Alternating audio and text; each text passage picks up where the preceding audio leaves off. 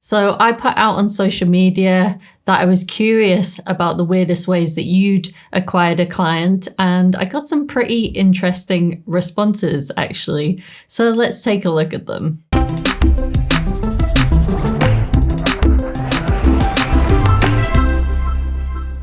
I haven't looked through these replies too much on social media because I wanted to give you my first reaction. So let's take a look. The first one that I got says, super sophisticated and large university client technically came through touring in a rock band.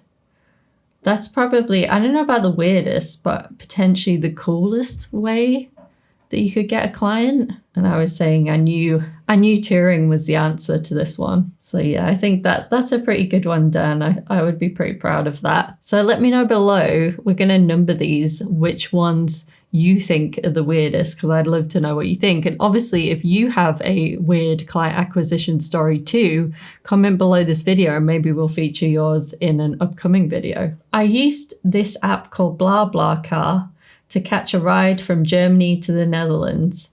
I drove 4 hours with this dude and ended up exchanging contact information since he was interested. That's a pretty funny one. I don't know what BlaBlaCar is. I guess that's maybe a bit like Uber, but in Germany. Or that's quite a long taxi ride anyway. But yeah, I think that's quite a good one to get a client from being in a taxi for sure. When I first quit my day job, I drove Uber and Lyft over the holidays and landed a branding client while driving them to the airport. Basic logos, but was very fun. I feel like there's a theme forming here a little bit about getting jobs from people in taxis. So maybe we should all be taking more taxis and Ubers. I don't know. I met my very first freelance client on a flight while studying at art school. He was a CEO of an indoor skydiving company, and I showed him web mockups I'd learned in class. He loved the demo and hired me to do some work. Very friendly and awesome client. So that's pretty cool, Christian. So that was like your first freelance client too, and also on transport. So I feel like maybe there's a transport theme for this video. Maybe people feel like it's weird to meet people on transport and then get them as clients. I guess when you're sort of going to a networking event or something like that, then that would kind of be considered a normal way to get clients. So yeah, on some different public transports and things like that can be pretty weird. Maybe not totally weird, but I was teaching After Effects to graphic designers wanting to learn. And one of them was a producer taking a class so she could speak more intelligently about the process with clients. And then she hired me.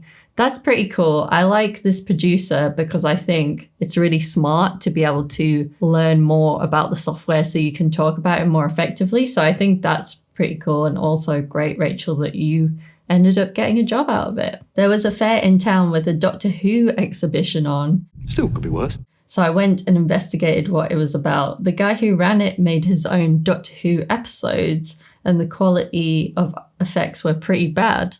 It's a bit rubbish. Oh, that's pretty funny that he made his own episodes. I chatted with him about Doctor Who and shifted the conversation to videos and then asked about the effects. It was more the circumstances and the chance of it all than acquiring the work, really. Yeah, that's really interesting that it was, I guess you were kind of thinking about it, but usually it wouldn't be from a fair. So that one's pretty unusual. My favorite way of finding potential new clients is to find someone I like who has a great product and I would love to work with, and then create something for them for free. It's a great way to meet them, get their attention and build a relationship. I don't know how weird that one is. I mean, I feel like if you're trying to go after a niche market, it's actually pretty common to do something for free to start with. Like our student Giuseppe, who've also had on this YouTube channel, also did that with the Blue Cross. He went out there and he did a free animation for them, and then a couple of years later they came back to him with a paid project. So that's pretty cool. A man approached me in a cafe when I sat there drawing and asked if I wanted to draw a portrait of his daughter, which was a lovely job.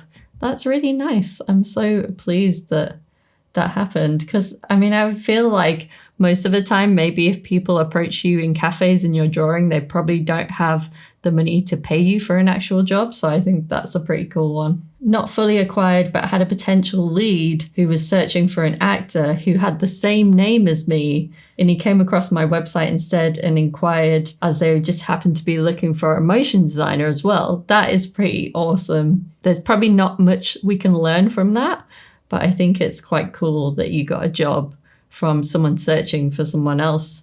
So obviously your SEO is pretty good for your name, which is excellent. Maybe that's the weirdest one so far, so let me know if you think so. You can comment below this video which one you think is the weirdest way to get a client. So we got another one from Instagram. A client referenced an artwork from Dribbble that I got no likes on. So that's pretty interesting. So I don't know whether people are using Dribbble that much anymore, and I'm not sure when this was, but definitely a while ago, Dribbble was a place to get clients. It's pretty interesting that even a post with no likes still ended up with you getting a client. So that's pretty cool. I landed a 2-month gig after working as extra on a World War II movie. So I think that one's pretty funny.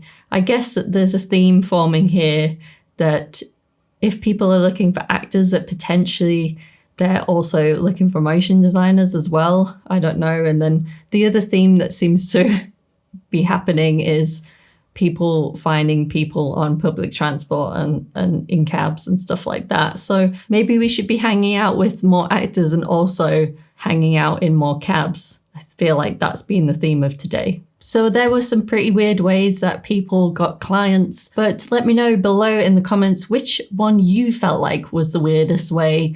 And if you actually want to learn how to get a client in the next 5 days, then you can download our free course. The link will be below this video in the description. And if you want to learn some more tips from me about freelancing, then you should watch this video next.